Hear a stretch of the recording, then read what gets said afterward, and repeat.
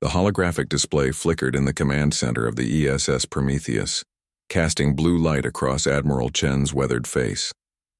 For 3 years, humanity had followed every protocol, honored every treaty, and paid every tribute the Galactic Council had demanded. They had been model citizens of the interstellar community, obedient, compliant, and trusting. That trust had just been shattered. "Replay the transmission," Chen ordered, his voice cold as vacuum. The intelligence officer's fingers danced across her console. The intercepted message filled the room once more. A private communication between Council Ambassador Vexthor and the Krillian war fleet. The translation was clear, undeniable, and damning. The humans believe they are under our protection. Proceed with the harvest of their outer colonies. Their naivety makes them ideal subjects for subjugation. By the time they realize the deception, it will be too late. The room fell silent. 40 officers stood at their stations, faces hardening with each passing second. They had joined the Council in good faith, shared their technology, opened their borders, and integrated their systems with alien networks. And all along it had been a trap, a way to catalog their defenses, map their resources, and prepare them for conquest. Commander Sarah Okonkwo broke the silence. "Admiral, the Krillian fleet is already mobilizing toward Colony Artemis. ETA 48 hours. Population 2 million civilians." Chen's jaw tightened. Artemis was a farming colony. Families, children, pioneers building a new life among the stars. They had no military installations, no defensive fleet. The Council had specifically prohibited humanity from militarizing their outer colonies, claiming it would destabilize the peaceful frontier. Now the reason for that prohibition was crystal clear. "Status of our fleet?" Chen asked. "Scattered across Council-approved patrol routes." Tactical Officer Rodriguez replied bitterly. "Exactly where they wanted us. Divided and far from our colonies. It would take 5 days to recall and regroup. And our weapon systems? Still using Council-approved limitation protocols. Our targeting systems, our shield frequencies, even our communication encryptions, all integrated with their networks as per the treaty." Rodriguez's fists clenched. "Sir, they know every detail of our capabilities. They've engineered this perfectly." Chen turned to face his crew.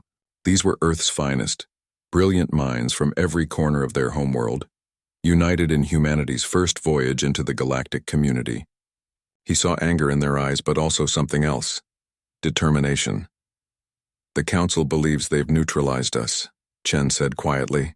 "They think 3 years of treaties and protocols have made us domesticated, predictable." He allowed himself a thin smile.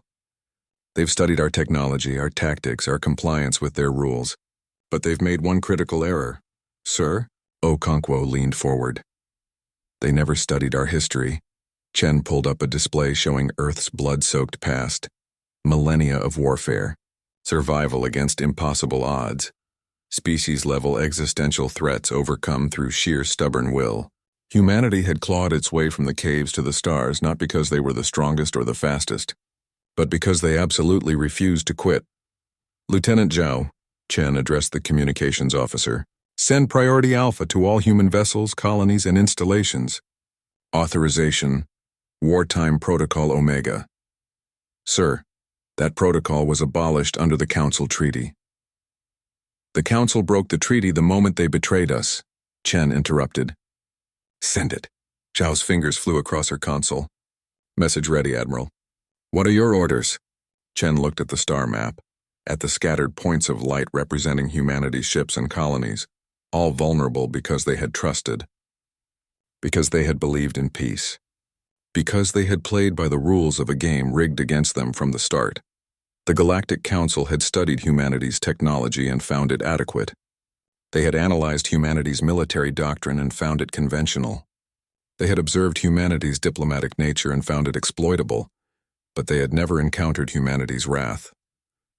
"One word," Chen said, his voice carrying the weight of every human who had ever refused to surrender, every civilization that had ever underestimated Earth's children and paid the price. "Send one word, sir."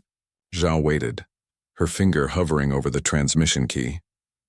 Chen's eyes reflected the starfield beyond the viewport, the same stars humanity's ancestors had gazed upon from caves and wondered, dreamed, and ultimately conquered.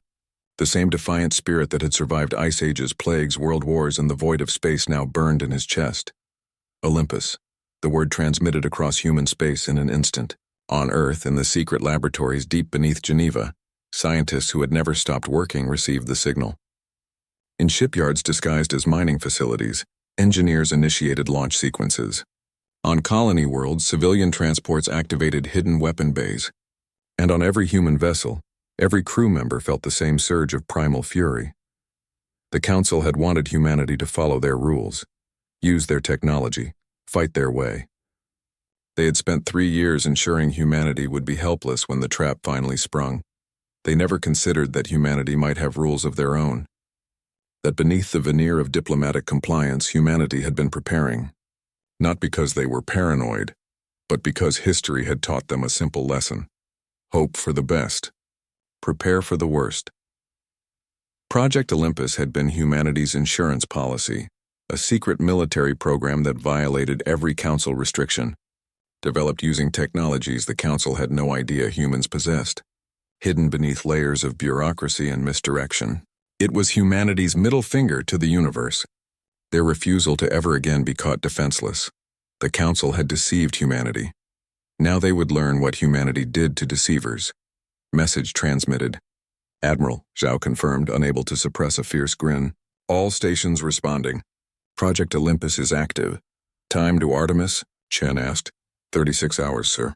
We'll beat the Krillians by 12 hours. Good. Chen turned to his crew, seeing his own determination reflected back 100 times over. Then let's go show the Galactic Council exactly what kind of species they tried to conquer. The ESS Prometheus came about, its engines flaring with power that exceeded every Council limitation by orders of magnitude. Across human space, a species that had been playing diplomat remembered how to be warriors. The Galaxy Council had issued a death sentence. Humanity answered with one word, and that word was war.